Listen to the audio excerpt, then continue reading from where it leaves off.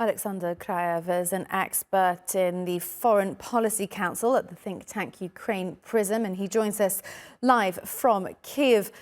Alexander, what's the latest on the current position of Ukrainian troops as we understand it? And crucially, will they be able to hold ground as Russia's reinforcements arrive?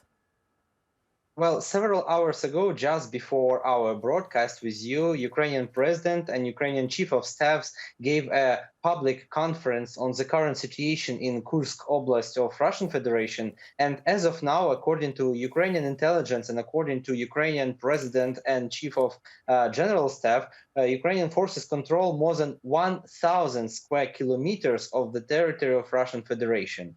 At this point, we do see that some of Ukrainian forces are still continuing their advance towards the city of Kursk and towards the city satellites of Kursk. And so we do understand that the main purpose of our forces, of Ukrainian forces, is to withdraw Russian attention and to withdraw Russian troops from the temporarily occupied territories of Ukraine to the defense of the Russian territories itself.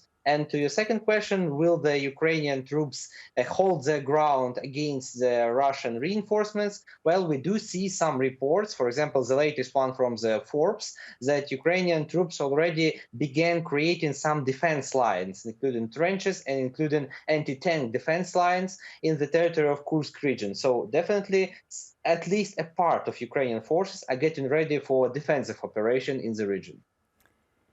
And politically, does this incursion jeopardize how Western powers evaluate Ukraine's conduct in this war?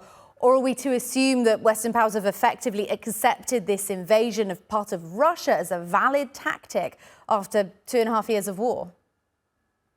Well, if we speak about the Western reaction, it is more the second point that you mentioned, because we do see that, for example, German official spokesperson for the Ministry of Defense and some of the speakers from the Bundestag, from German parliament, has already stated that Ukraine has all the necessary power and international law on Ukrainian side as of the incursion in the Kursk region, because Ukraine is a victim of Russian aggression, and so Ukraine can use all the necessary methods, including such operation, to stop Russian aggression from happening. The same goes for French officials spokesperson of French military or Ministry of Defense. And also we do see the position of our American partners. We do see that Pentagon stated that they do not see the necessity and the possibility of Russian escalation as a reaction to Ukrainian operation in Kursk region. So basically we do see full support from the part of our Western allies.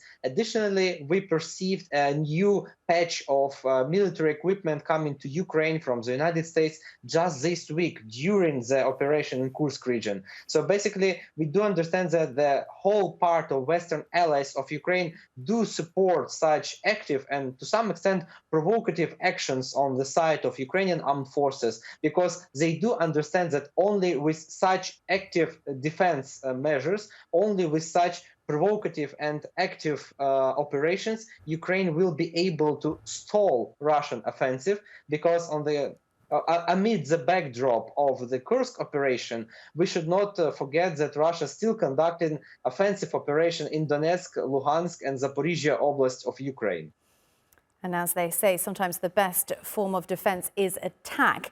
Now, finally, what did you make of Putin's comments and his behavior towards top Russian officials in the last few hours, and his behavior in general in the course of that televised meeting?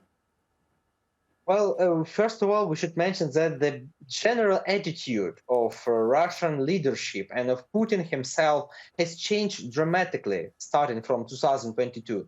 Because at 2022, when, especially during 2023, counteroffensive of Ukrainian forces in Kharkiv region, and also with the incursion of Russian volunteer forces for serving Ukrainian military into Belgorod and Kursk oblasts in 2023, Russia was still still trying to manipulate the issue of nuclear escalation. Russia was still trying to frighten the West with some nuclear power or some nuclear escalation coming. And nowadays we see Putin, who is saying that, well, there is still a problem, but we're trying to manage it. We're trying to do all that is possible to repel the invasion, and not a word about a possible nuclear escalation, and not a word about the possible direct military conflict with the West. So we do see that Russia itself understands the limits of its military capability, and they do understand that propaganda is a cheap tool of informational warfare. But when the talk is cheap, well, the deeds can be limited.